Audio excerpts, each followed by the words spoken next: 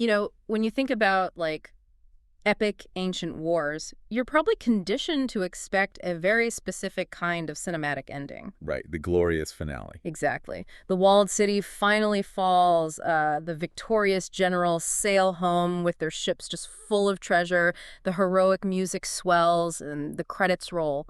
And you're left feeling that once the swords are sheathed, well, the story is over. Yeah, and I mean, it is deeply comforting to view history that way. We naturally crave that definitive conclusion. But Euripides, the ancient Greek playwright we're talking about today, he had absolutely no interest in giving his audience that comfort. Not at all. No, he forces you to look at the morning after. What happens when the geopolitical conflict actually ends? But the deeply personal psychological wars are really just beginning. And that is exactly what we're exploring today. So welcome to the deep dive. We are looking at a narrative landscape that completely shatters that neat, victorious ending. We're unpacking a translation of Euripides' ancient Greek play, Andromache. It's a heavy one. It really is. And our mission here is to pull you directly into this intense story of survival, post-war trauma, and toxic power dynamics. We want to extract the insights that are buried right there in the text. So, okay, let's unpack this. To really understand the weight of this, you have to place yourself in Phthia. It's a region in Greece, and we are in the desolate aftermath of the Trojan War. The setup itself is just a masterclass in tension, and our focal point here is Andromache. Right, and you have to remember who she used to be. I mean, she wasn't just anyone. She was the revered princess of Troy. She was the wife of Hector, who was Troy's greatest defender. The absolute hero of the city. Yeah, but now, her city is ash, her husband was killed, and his body was desecrated. And she's a war prize. She has been enslaved by a man named Neoptolemus, who, in this twist of just agonizing cruelty, is the son of Achilles. The very man who murdered her husband. Exactly. It's almost unimaginable. It's the ultimate reduction of a human being to collateral damage. I mean, Euripides isn't interested in the glory of the battlefield. He's doing this gritty, unsparing autopsy on the survivors. He's showing you how the people who are treated as property navigate an environment where they have zero agency. Which brings us to her physical reality as the text opens. Like, imagine you are in her shoes.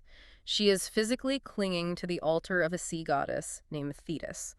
She's essentially a squatter in a sacred space, totally paralyzed by terror. Because things have gotten incredibly dangerous for her. Right. Since becoming a captive, she was forced to bear a son to her master, a boy named Molossus. But she's had to smuggle the child out of the house and into hiding. Because her new mistress, the lawful wife of the household, has decided that both Andromache and her child need to die. I try to find a modern equivalent for this level of, systemic humiliation, but it just breaks down. It's not just like a powerful CEO losing their company and becoming an assistant. No, not at all. It's as if your entire nation was erased. Your family was executed in front of you, and you are forced to serve the architect of your ruin. And you have to watch them live in absolute luxury while you are treated as a disposable object. And Euripides really makes you feel that psychological suffocation. Yeah. What's fascinating here is the visceral way her grief is described. She doesn't just say that she's sad. She says she has become the paragon of grief. Oh, wow. Yeah, she describes the sorrow as so physically overwhelming that she is literally liquefying into tears.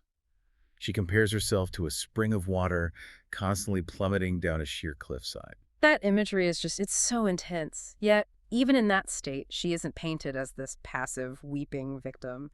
The text goes out of its way to show her intense pragmatism. It really does. There's this moment where she recounts her past life in Troy, and she shares a story that completely short-circuits modern expectations.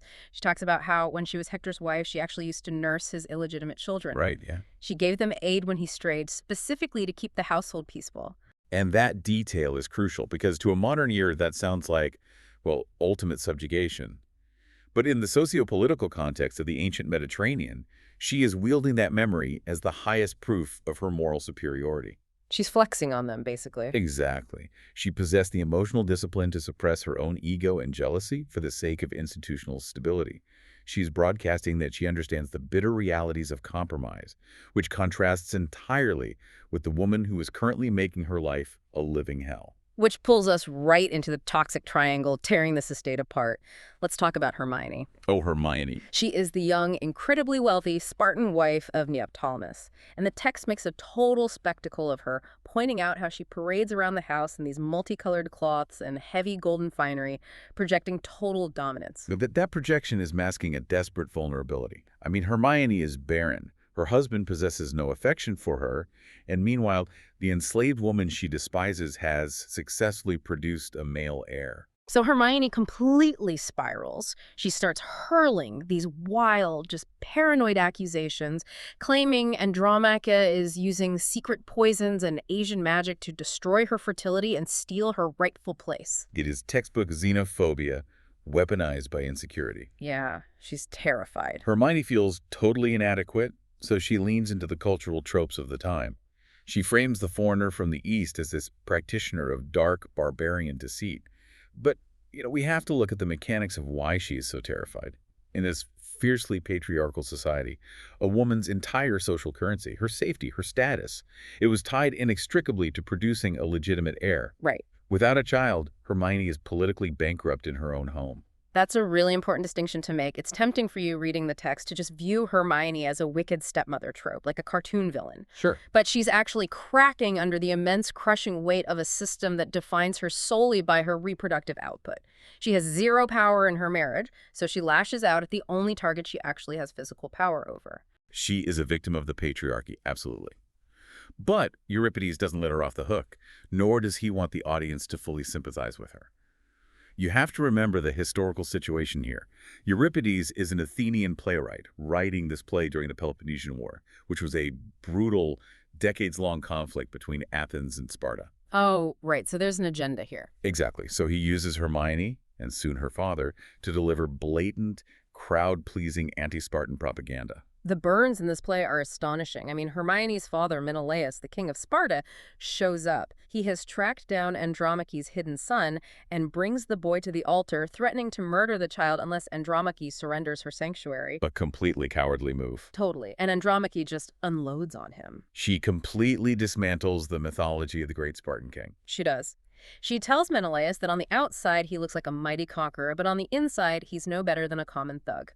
She basically says, you ruined the entire city of Troy over a domestic dispute. And the chorus, which in Greek theater acts as the voice of the community, backs this up with a brilliant thematic observation. They sing about how when two bards try to write a single hymn, the muses just bring quarreling between them. They use that metaphor to explain the disastrous policy of having two monarchs or two wives under one roof. The mechanism of a household requires a single center of gravity. When you split it, it fractures. And Menelaus thinks he's won by exploiting that fracture.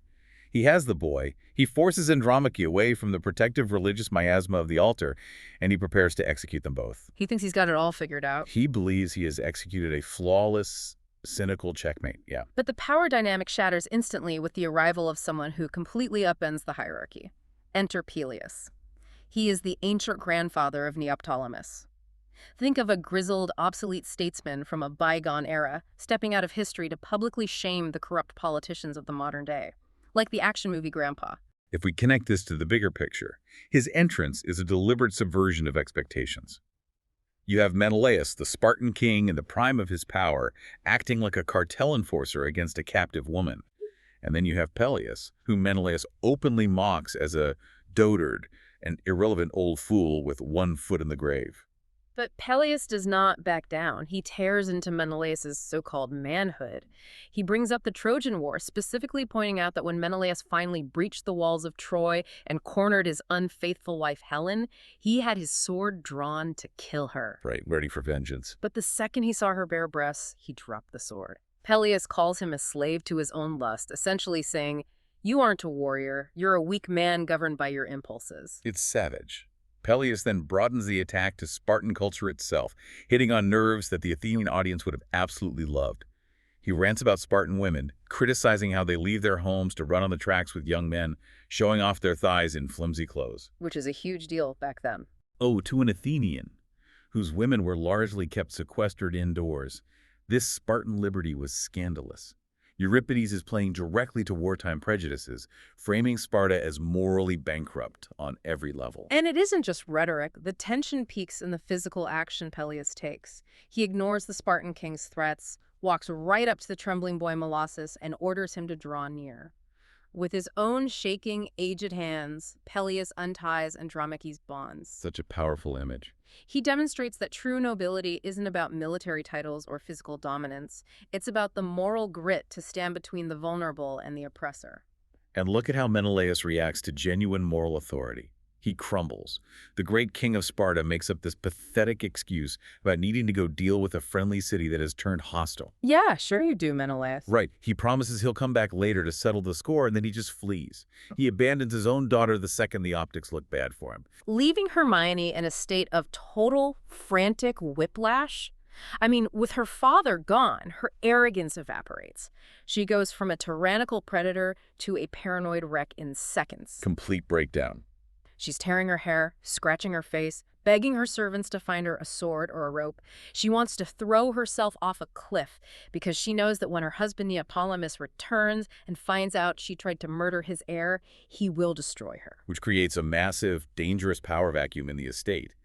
And in Euripides' world, whenever a power vacuum appears, an opportunist is waiting in the wings to exploit it. Here's where it gets really interesting, because the narrative shifts from domestic thriller to a mafia-style hit. Orestes arrives. He's the vengeful ex. He reveals that before the Trojan War, he and Hermione were actually betrothed. Yeah, a lot of people forget that detail. But her father, Menelaus, saw a better political advantage in giving her to Neoptolemus instead. Orestes is here to steal her back while the house is vulnerable. This completely strips away the grand, Homeric illusions of these characters. That's what I found so shocking. When you hear Orestes or Menelaus, you're supposed to picture noble Greek heroes bound by sacred honor.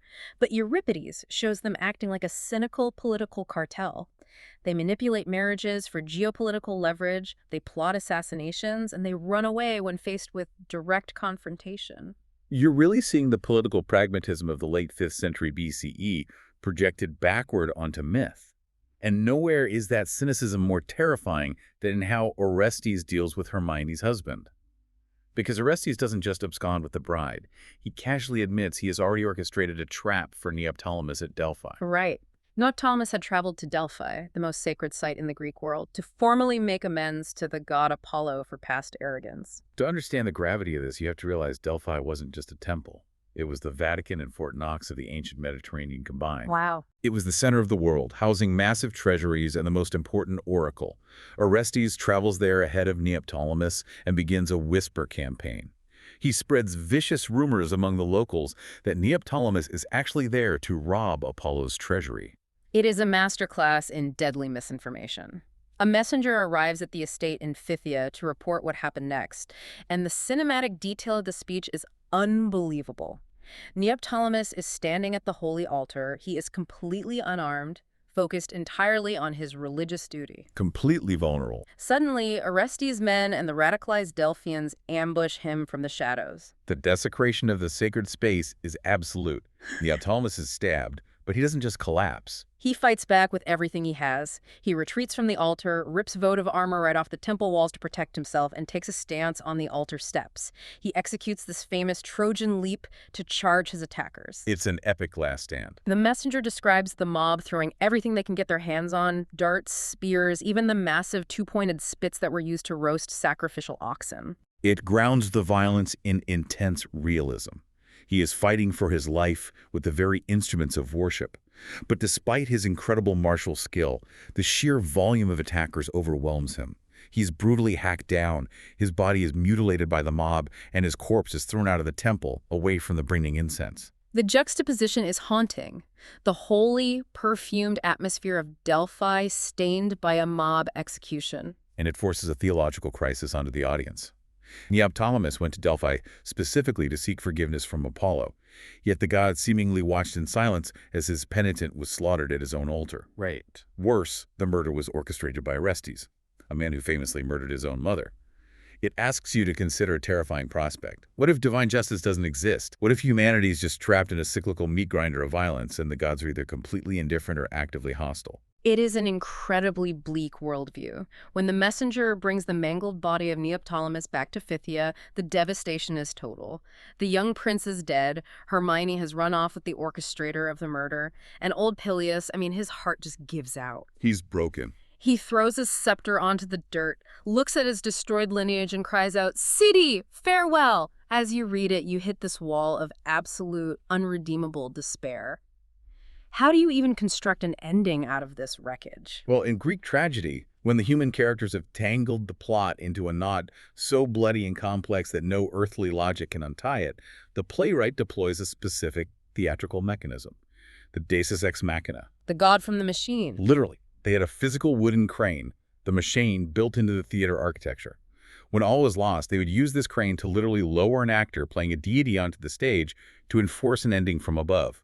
And right as Peleus is wishing for the earth to swallow him, the sea goddess Thetis, his former wife and the mother of Achilles, is lowered through the bright air.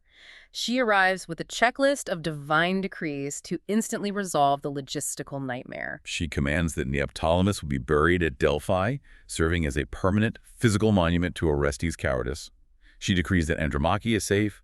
She will migrate to a new region called Molosia, marry a fellow Trojan survivor, and her son will establish a perpetual royal dynasty. She even patches up Peleus. She grants him immortality, telling him he will live with her in the sea, dry-shod, free from human suffering forever. It's essentially divine duct tape. Everything's forced back together, neatly tied up with a supernatural bow. On the surface, yeah, the plot mechanics are resolved by fiat. The dynasty survives. But I want to ask you, listening to this right now, does that ending actually satisfy you? Why does a 2,400-year-old family drama matter today?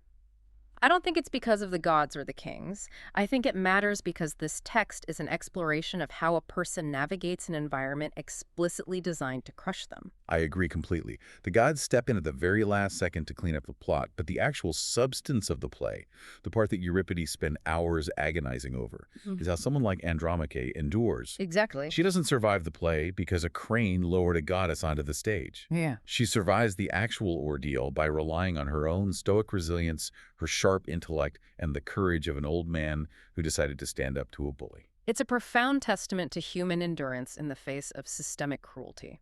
So what does this all mean? Let's look back at the ground we've covered. We started with Andromache's desperate paralysis at the altar. We dissected the toxic, xenophobic insecurity of Hermione and how her lack of agency turned her into a predator. We watched Peleus dismantle the Spartan king's fake honor. We analyzed the cynical, mafia-style assassination at Delphi that stripped away the myth of the noble hero. And finally, we saw the crane lower a goddess to supposedly make everything okay. But that leaves us with a lingering, unresolved tension. The play formally ends with a happy resolution. The bloodlines are secure, immortality is dispensed.